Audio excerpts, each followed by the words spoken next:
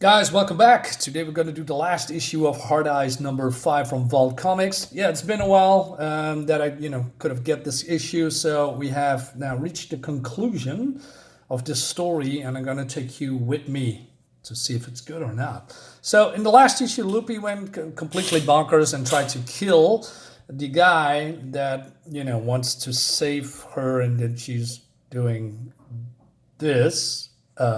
Because she's turning into a monster. But oh no, it's all a dream.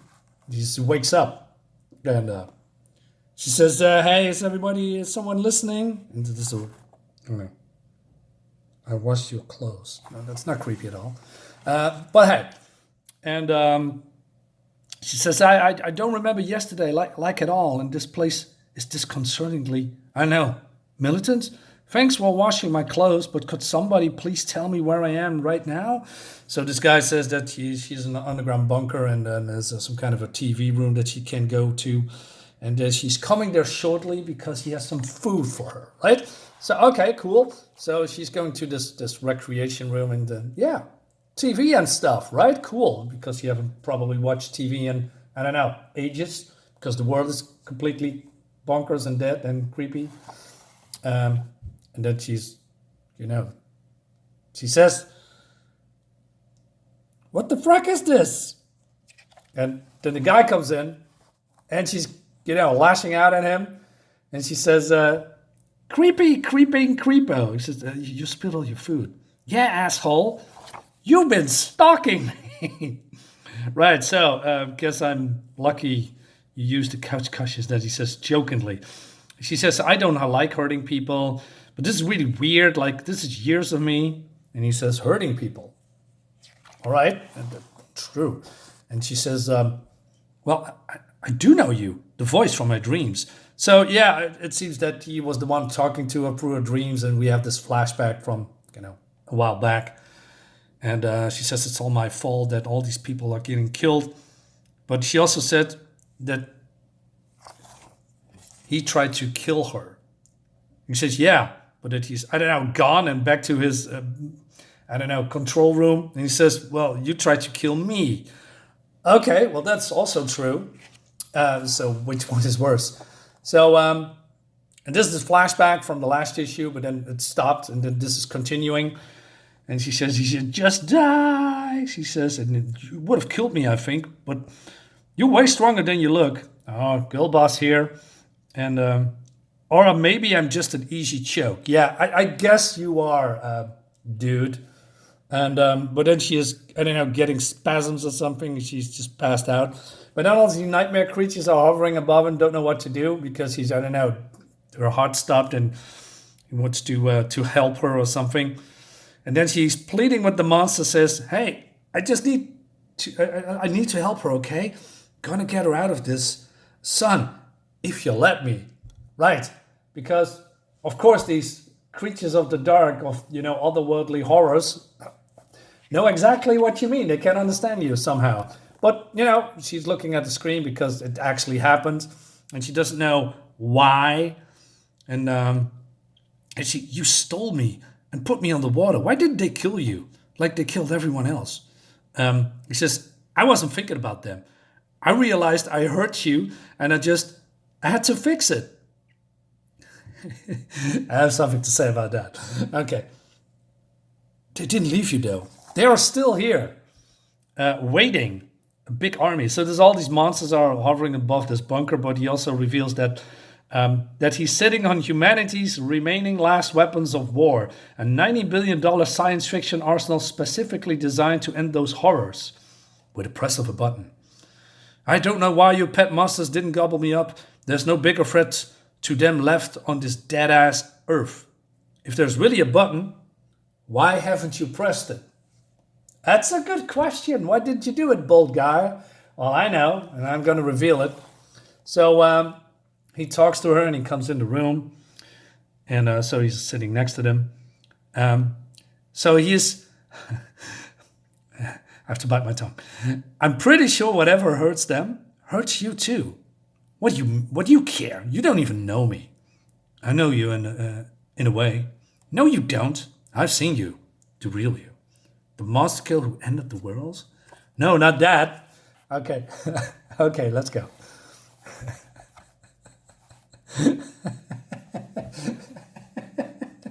I'm sorry.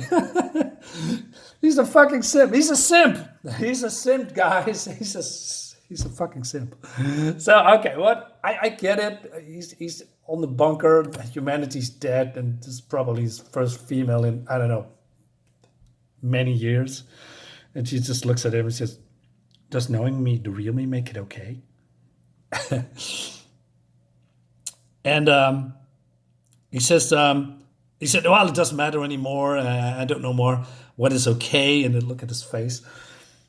But I brought here to save you, to let you explain it for yourself. I don't know. Convince me not to press that button. Really, dude? But she doesn't like that answer at all because he's going completely nuts again.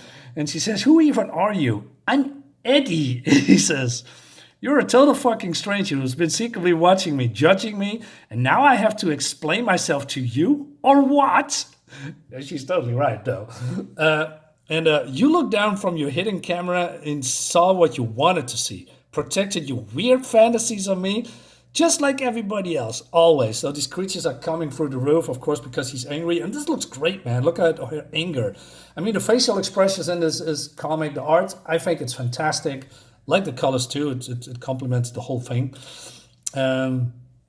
She says, "Lupe is scary, either scary at first or scary eventually. Nobody knows me. Nobody knows what I am.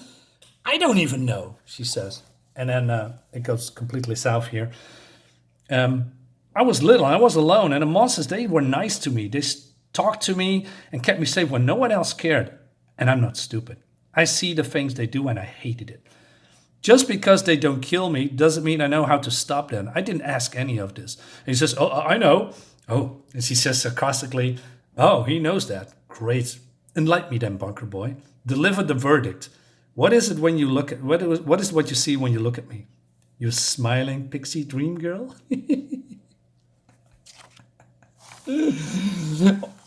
And then she does this. Look at this, man. "Or the wellspring of the fucking apocalypse." And like I said, this art looks really incredible. It's just going completely nuts here. Crazy, all these monsters and, tentacles swirling around her. And, but then he goes into another simp mode. He says, "I see loneliness, anguish, and desperation." Well, I give him that. "I see someone who wants people around to talk to, more than anything, wants human connection.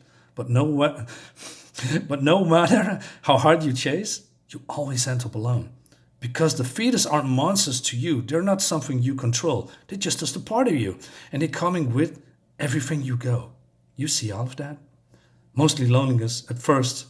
Take wants to know one." So yeah, I guess where he's coming from. He's lonely and, wants to have a connection with the girl that is also lonely. Easy to get in bed, I presume. I don't know, I'm kidding. But then, we're not done yet, guys. Look at this. And she says, "So you really couldn't end it this? You could have saved the whole world and you didn't? Because I look lonely? We did this. I did this, and you know it. Are all boys this stupid? Why didn't you press the button?" Yeah, dude, why didn't you do it? Idiot.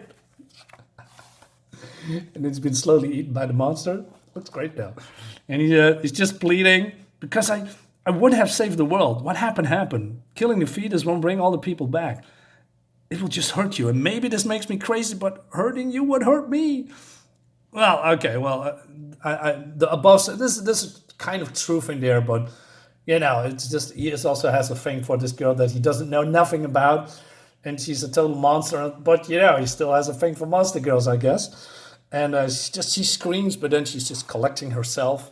And she just, and her voice changes also. It's just, "Okay, let him go." And the monster spitting him out. And so you say they're part of me. That sounds right. Like, I was mad at you, so they gobbled you up. That's control. That means those people, all those deaths, it's all my fault. I didn't say that. Dude, it is. It is, dumbass. No, you said you forgave me me apocalyptic genocide because loneliness is hard. Now, when you say it like that, I don't know, maybe you should press the button. And then, which is with and pathetic and undeniably sweet. But in a way, that means we're probably both crazy. And he just laughs. So the monsters pick her up and he says, hey, where are you? You let me live. I'm returning the favor. Look at this face. So, but I don't want to have to return the favor. I want you to have sleep with me and kiss you on the cheeks and all that stuff. I want to cuddle. That's this kind of soy face here. I'm sorry. I cannot stand this, as you know. But well, to a certain degree, I know where he's coming from. She said, I'm going to really try hard now this time.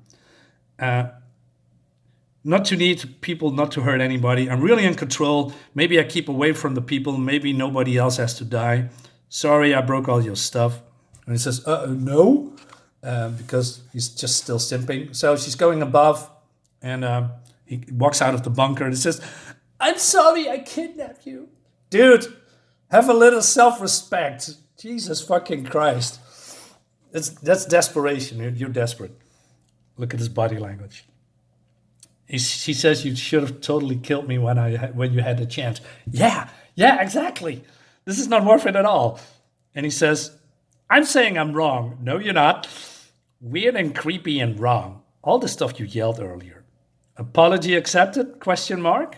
Look, I messed up, just like you messed up. We can go back. We can fix it. Dude, now you're going creepy overboard, man. I know you want to have that coochie, but dude, Monster Girl, Horrors from Beyond, Cthulhu and all that stuff.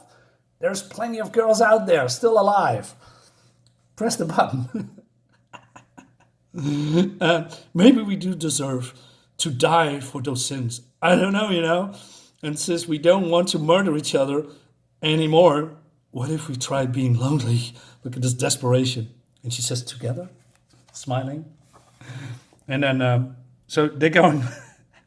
They're going for a walk and says, how does it work exactly? You tell me, Bunker Boy. Lonely together was your idea. I'm saying, what do we do about food? Maybe shelter and all that stuff. I don't know. I usually eat fear, or they usually eat fear in like human flesh. I mean, food for us. Oh yeah, I always take my food off the dead people. And that's the end. So apocalypse is still going on. And yeah, no way back. I really, really enjoyed this series from beginning to the end. And I didn't see this coming, you know. But on the other hand, yeah, if you have a simp that, you know, like this Eddie dude. But yeah, I should have pressed the button. If I would, I don't know. I like some coochie too. Guys, let me